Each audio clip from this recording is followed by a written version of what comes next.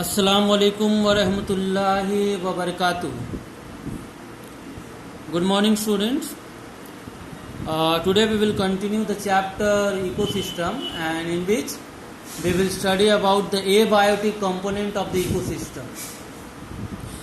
As already said you that the non-living part of the environment or ecosystem is called abiotic component, and the examples of abiotic components are air, water, light, temperature, soil, and etc.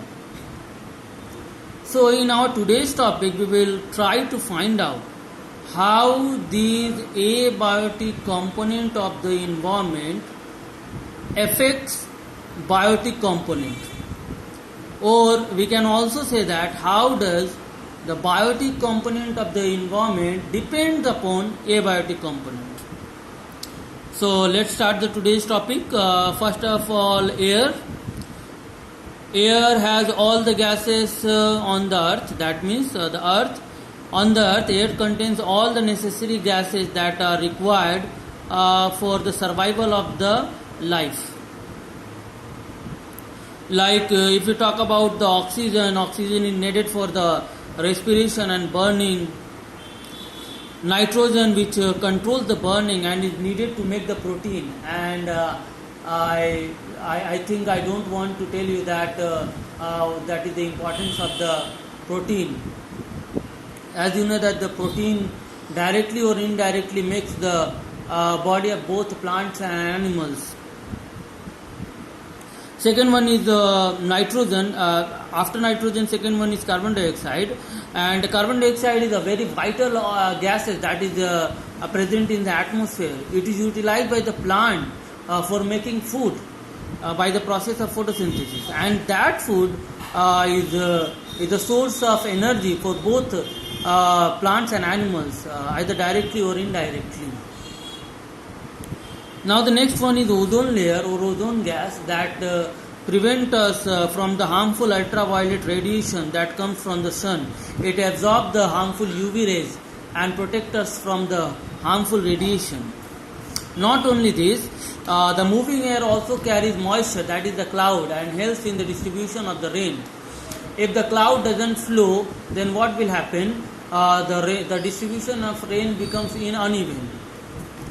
And thus the moving air helps in the distribution of the rain. During the explanation of the chapter plants, I have discussed there that pollination can also take place with the help of air. That is called the wind pollination, isn't it? So wind also helps in the pollination of many plants, and thus also contribute in the formation of the cereals and the fruits. Now the next one is water. Students, all the living organisms, whether they are plant or animals, they need water to carry out their basic functions. Not only that, about 50 to 75% of the body of the plants and animals are made up of what? Water only. So water is the chief constituents of the body parts of the plants and animals. And availability of the water in an ecosystem determines what kind of organism found in that ecosystem. That means if the ecosystem is pond ecosystem or marine ecosystem, then marine animals and the plants will found. If the plant is if the water is scarcity, if the water is present very less amount in a place that is in the desert, then different kind of animals and plants you will find there. Next one is sunlight, and as you know that sunlight is the main source of the energy for almost all living organisms. Plants require this light or sunlight to make the food by the process of photosynthesis along with the carbon dioxide. Light also affects the day-night variation and seasonal changes in the behavior of the organism. Not only that, light also determines the kind of organism that are present in an area. That means if the light is present, some animals like the light, like the daylight or the daytime, to hunt their to hunt for the animals. Just suppose lion, tiger, they hunt in the means for daylight, while the nocturnal animals, that is the animals that love to or that like to hunt in during the night time, like owl, isn't it? They love the night time to means what hunt their animals. Next one is temperature. Temperature varies with the season, and this variation influence the behavior and activities of the organism. In cold climate, plants shed their leaves. Frogs and snakes, etc., remain underground and sleep throughout the winter. This is called the hibernation.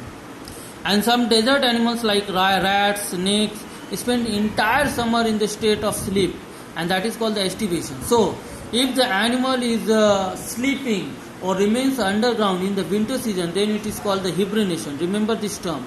And if they are in the state of sleeping or remain underground, then in the summer season, then it is called the estivation. Now the next one is soil. The topmost layer of the earth crust on which the plants grow is called soil, and the soil is rich in minerals, and soil determines the kind of vegetation the place has, and the kind of vegetation determines the kind of animals they are found. Just suppose loamy soil is rich in organic matter and is best soil for the growth of the vegetation, while the desert soil or the sandy soil is not good for the plant life. And if the plant is absent in a place, then it is seen that the animals are also less in number in that place. So student, this much for today, and if you have any question regarding today's topic, text me, and next day we will study about the food chain and food web. Assalamu alaikum.